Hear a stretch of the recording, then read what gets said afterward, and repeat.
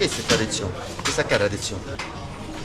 Noi proponiamo da menù 4 tipi di impasti. Classico tradizionale, quindi facciamo la classica pizza, impasto tradizionale alla napoletana, cotta nel forno a legno, 24-48 ore di lievitazione fuori frigo.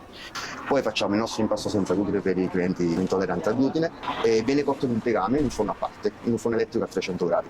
E poi proponiamo degli impasti alternativi con un metodo biga, sia integrale e sia canapa. Anche noi siamo contemporanei, però sugli impasti diciamo alternativi, usiamo delle farine speciali, ma se si parla di impasto tradizionale, impasti diretti, lunga lievitazione, fuori frigo, forno a legno 380-400 gradi. Questo siamo noi, questa è la nostra pizza. Noi siamo un locale aperto dal 2016 e dico noi perché dall'apertura abbiamo sempre lo stesso staff, quindi il locale sono io, c'è mia moglie, stesso cuoco, stesso chef, stesso pizzaiolo, noi siamo una squadra. Quando dico io è perché ci credo, perché da solo non vado da nessuna parte.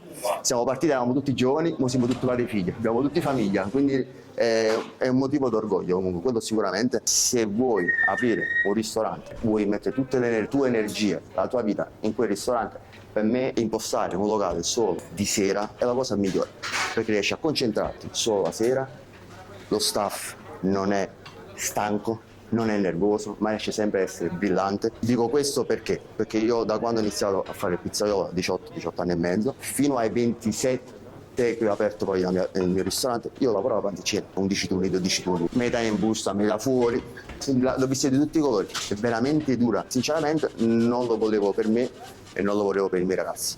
Qualcosa di buono penso che sta formula la porta.